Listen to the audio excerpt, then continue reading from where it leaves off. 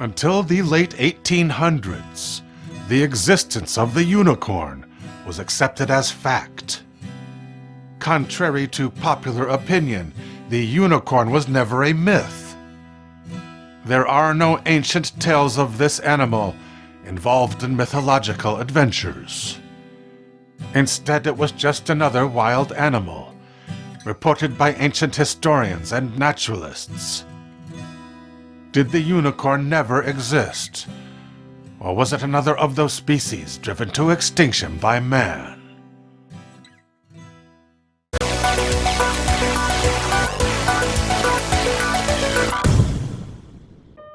According to legend, the unicorn is a timid creature living deep within the forest to avoid any contact with man. It is a four-legged animal resembling a horse, with a brilliant white hide. Its hooves may be cloven, like those of a goat, and the creature's forehead sports a single twisted horn. The unicorn first appeared in cave paintings by prehistoric man, depicted as an animal like an antelope, but with a single horn. Mention of this animal in writing first surfaces in ancient Greece, around 400 years BC.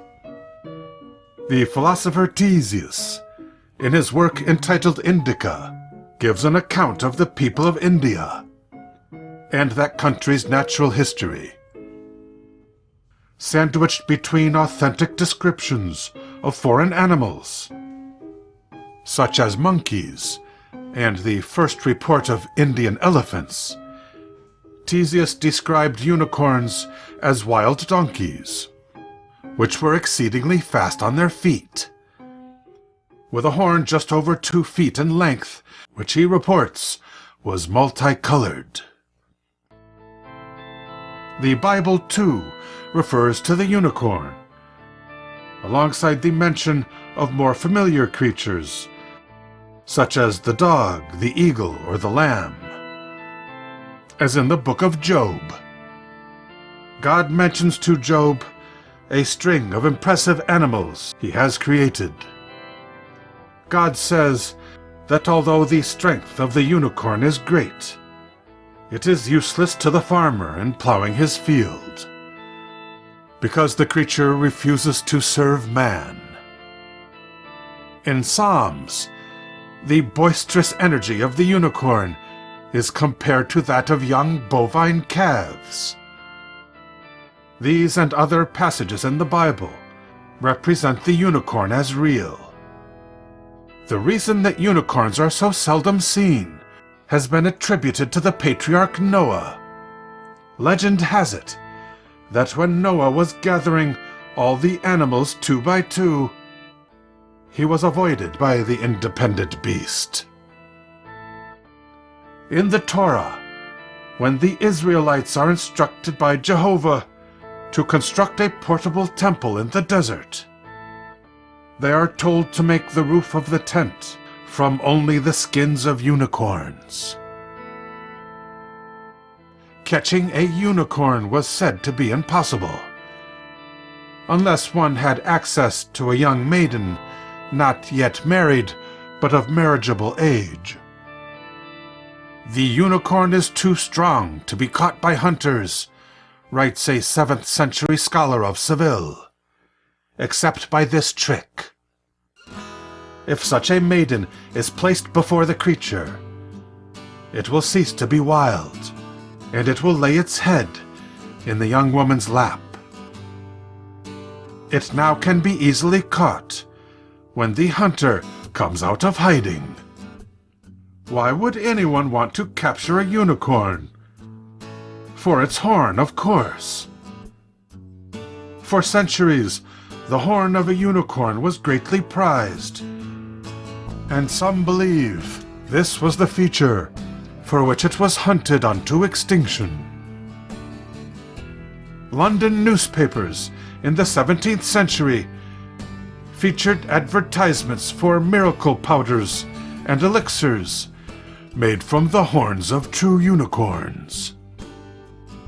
the power of the medicine derived from its purity, and was recommended as a cure for scurvy, ulcers, and tuberculosis.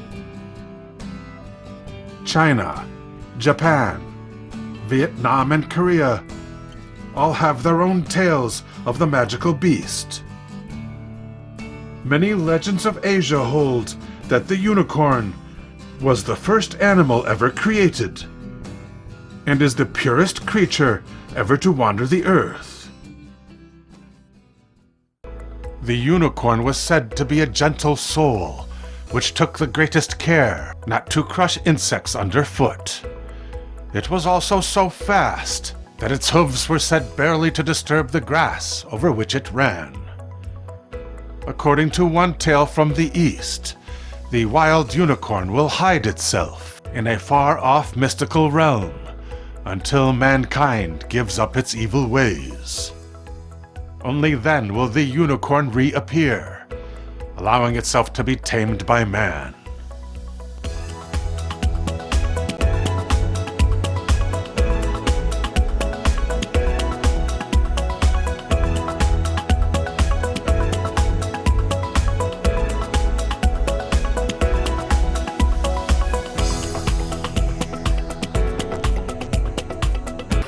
Well, I'm out on the lake to take some field recordings of unicorn sounds.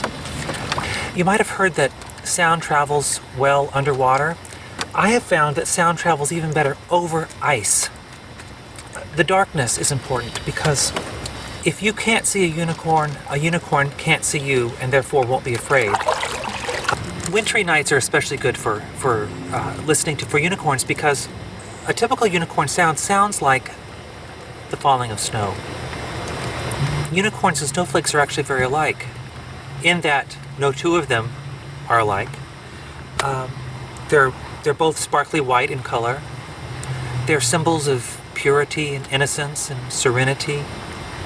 They're both excellent insulators. You know, I could swear I just heard a very suspicious rustling on the lake shore. I don't believe it was a Canadian goose. If you desire an extraordinary experience, you have to take extraordinary measures.